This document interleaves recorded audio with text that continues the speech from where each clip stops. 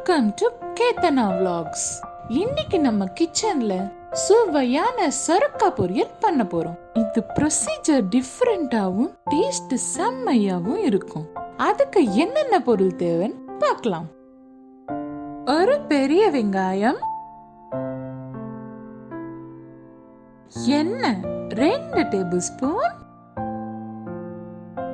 ஒரு medium size சொரக்காய், பூண்டு 2 பல், பால் 1 கப்,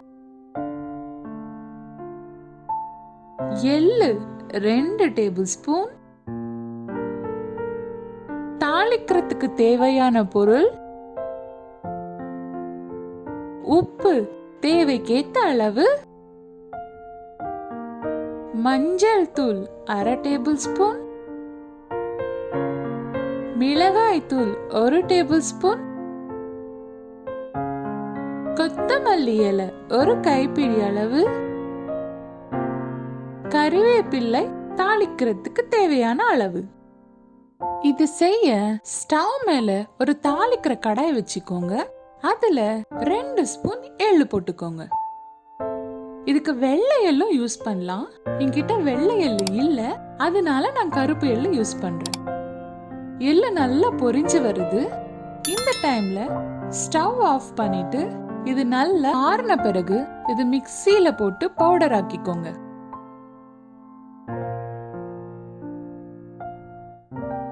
ஸ்டவ் மேல இன்னொரு பேன் வச்சுக்கோங்க. அதுல 2 ஸ்பூன் எண்ணெய் ஊத்திக்கோங்க. எண்ணெய் ஊத்தி தாளிக்கிற பொருள் போட்டுக்கோங்க.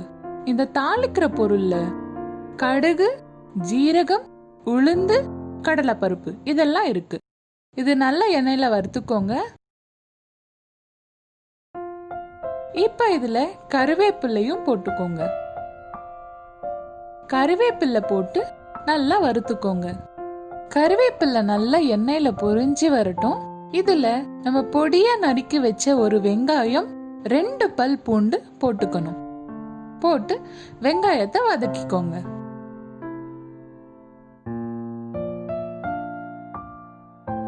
வெங்காயம் லைட்டா வதங்கிடுச்சு.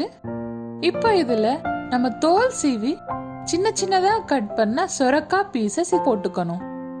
இந்த சொரக்கால கொழுப்பு மற்றும் கொலஸ்ட்ரால் அளவு ரொம்ப கம்மி. கிட்டத்தட்ட 96% இதுல தண்ணீர் சத்து இருக்கு. நம்ம உடம்பு குளிர்ச்சியா ஃப்ரெஷ்ஷா வச்சுக்க உதவும். இதுல விட்டமின் பி, சி ஜாஸ்தியா இருக்கு. ஹார்ட்ல பிரச்சனை வராம இருக்க உதவும். இது டயபெட்டிஸ் பேஷண்ட்க்கு ரொம்ப நல்லது. சொரக்காவை போட்டு நல்லா கலந்து விடுங்க. சொரக்காவை லைட்டா 1 நிமிஷம் வதக்குங்க.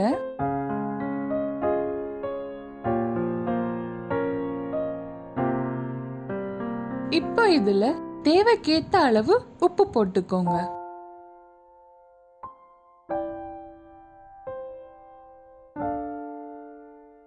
அரை ஸ்பூன் மஞ்சள் தூளும் போட்டுக்கோங்க. போட்டு நல்லா கலந்து விடுங்க.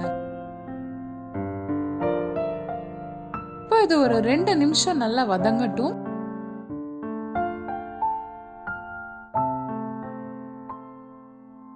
இதுல 1 ஸ்பூன் மிளகாய் தூள் போட்டுக்கோங்க.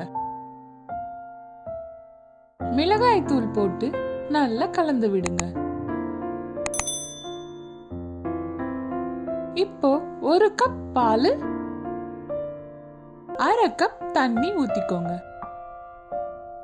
ஊத்தி நல்லா கலந்து விட்டுக்கோங்க.